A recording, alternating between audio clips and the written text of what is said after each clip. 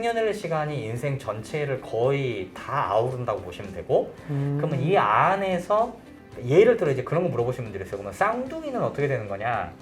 쌍둥이를 보는 법에 관해서도 많은 연구가 이루어지고 있는데, 저는 개인적으로 어떻게 생각하냐면 생년월일 시간으로 그거를 구분하려고 하지 말고 운명을 구성하는 이 나머지 요소 중에 생년월일 시간이 전체를 아우르고 있다면 이 밑에 이 두 개가 이제 버티고 있어요.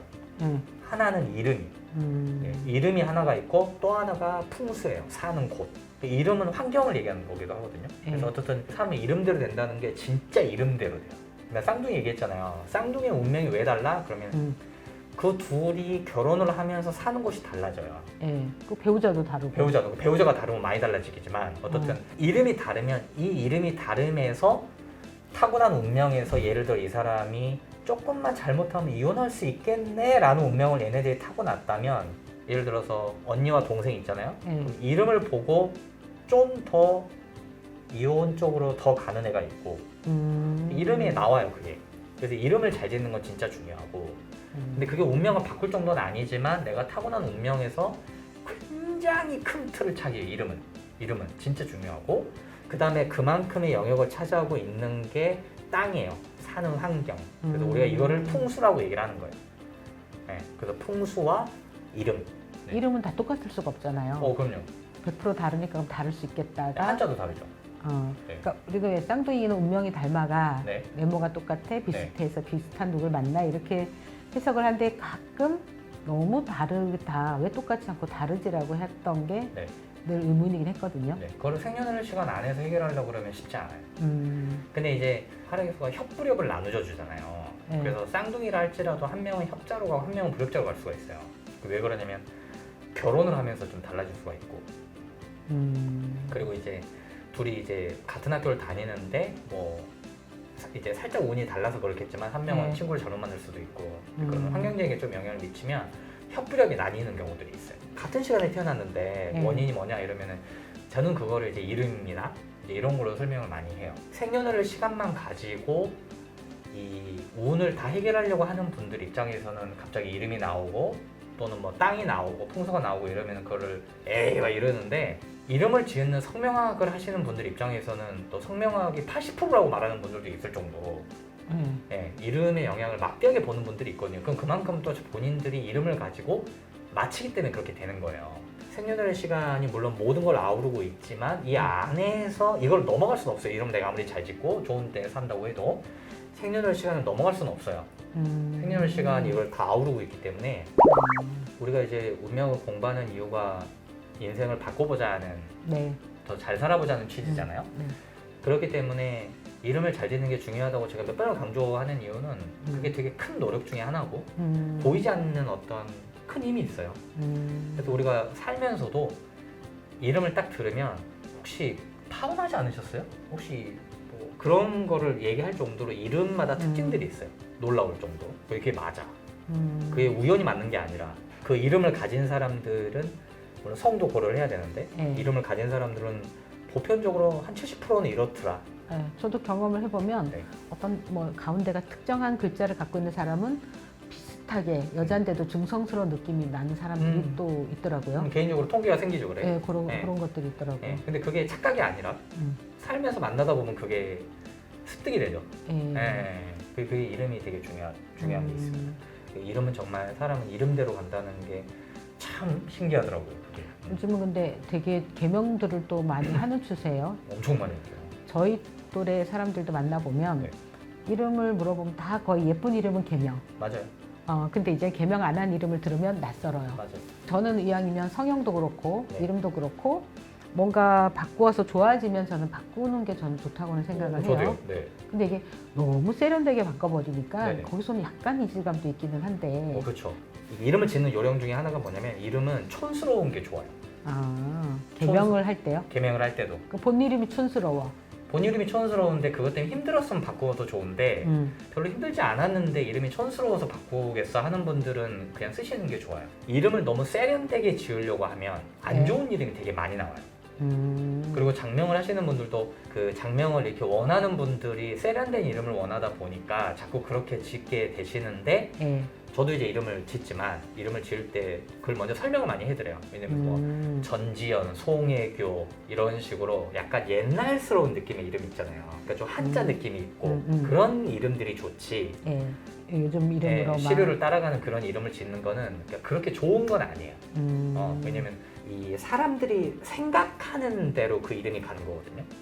어떤 이름에 대해서 사람들이 생각하는 그 인식이 그 이름의 어떤 정의를 내리는 게 있어요. 한자가 또 뜻이 다 다르니까 개명할 때도 보면은 뭐 이렇게 서류상 복잡하니 한자만 바꾸는 경우도 있고. 맞아요. 그래도 발현이 되는 건가요? 한자만 바꿔도 발현이 돼요. 그러니까 우리나라 이름이 유독 이 장명이나 개명이 힘든 이유가 전 세계에서 유일하게 이름을 2번 지어야 돼요. 한글과 한문은. 그러니까 한글을 한 번 짓고 한자로 그걸 또 지어야 되잖아요. 이게 전 세계에서 우리나라만 그래요. 정말 힘들어요. 그래서 그러니까 현존하는 장명 이론들 중에 사람들이 보통 다룬다 하는 이론이 한 8가지가 있거든요. 한글로 그 8단계를 다 지어놓고 한자로 그걸 한 번 더 지어야 돼. 되게 힘든 그런 문화권이긴 한데 장점도 있는 게 방금 말씀하신 것처럼 한글을 바꾸긴 좀 그렇고 근데 이름이 안 좋다고 느껴. 그러면 한자만 바꿔서 한글에 부족한 거를 이렇게 좀 보완을 하는. 개명을 할 때 사람들의 또 이론이 다 달라요. 누구는 뭐 파동학이다. 뭐 누구는 뭐 무슨 토대로 했다 이렇게 해서 이름을 A한테 물어보면 좋다는 데가 있고 B는 나쁘다, C는 좋다 뭐 이렇게 있어요. 그렇죠. 그 기준은 또 누가 정하냐는 거지. 그래서 이름을 지으실 때는 이 이론이 통계적으로 한 최소 절반 이상 그 효과가 있는가. 요즘은 이제 별의별 논문이 다 있고 별의별 조사가 다 있기 때문에 다 있어요. 그래서 그런 것이 있었는가. 이제 이게 좀 중요해요. 그러니까 검증이 됐냐가 중요하죠. 내가 예를 들어서 아기를 낳을 것이다. 그럼 아기한테 줄 수 있는 부모의 최고의 선물은 태기를 하는 거예요. 걔가 생년월 시간 좋은 팔자에서 걔를 끄집어내는 게 저는 그 무엇보다도 큰 선물이라고 생각을 해요. 만약에 제가 하락이수를 응용을 하자면요. 아이는 언제쯤 낳을 그 날짜가 나오잖아요. 그 하락이수에 거기에다가 넣어보는 거죠. 아예 시를 넣어보면 되겠네요. 그렇죠. 어차피 2시간으로 끊어지기 때문에 어지간하면 그 시간에 나와요. 그렇죠. 그래서 그 중에 괜찮은 시를 내가 만약에 태기를 만약 어디가 묻기가 그렇다 그러면 내가 보고 그 태기를 정해도 되겠네요. 당연하죠. 어지간한 곳에서 태기를 한다고 내가 돈을 막 100만 원, 200만 원 내고 태기를 비싼 곳은 막 하거든요. 그렇게 하는 것보다 저희 하락에서 한 달에 5,500원 보시는 게 저는 정말로 어마어마한. 그게 정말로 팁이겠네요. 그럼요. 왜냐면 내가 풀이를 할 필요가 없잖아요. 그렇죠. 넣어버리면 되는데 일일이 그걸 가가지고 이날 생일이 좋은가요? 그러면 내가 그 운세업을 하시는 분을 내가 믿는다는 전제로 그 태기를 받아오는 건데 하락에서는 글로 써 있잖아요. 안 좋게 써 있는 걸 좋다고 해석할 수가 없어요. 그래서 태기를 얼마나 큰 도움이 되겠어요. 저는 정말 아이한테 줄 수 있는 정말 최고의 선물이라고 생각을 하고 시간대를 달리 넣어봤더니 확 달라지는 것들이 있더라고요. 그럼요. 그래서 아까 그 응용처럼 말씀을 드린 거고 요날 날 거야 라고 하면 그것도 수술을 하는 경우가 그렇게 되겠네요. 수술도 하고 자연분만도 그 정도는 할 수 있어요. 그래요? 시간이 막 엄청 달라지지 않는 이상은. 그러면 태기는 셀프가 가능하다, 하락이수로. 그럼요. 그럼요. 개명은? 서점에 가서 한번 책을 한번 훑어보셔라. 그러면 대충 이런 이론이 있구나. 제가 직접 아는 분은 아닌데 어떤 분은 자기 자녀분을 임신하는 순간부터 장명을 공부하기 시작하셨대요. 그래가지고 1년 동안 공부를 한 거예요. 자기가. 공부를 해야 되는 영역이더라고요. 책을 사다가 진짜 전문가 수준의 지식을 가지고 있는데 장명을 의뢰를 하셨어요. 그래서 제가 지우시면 될 텐데.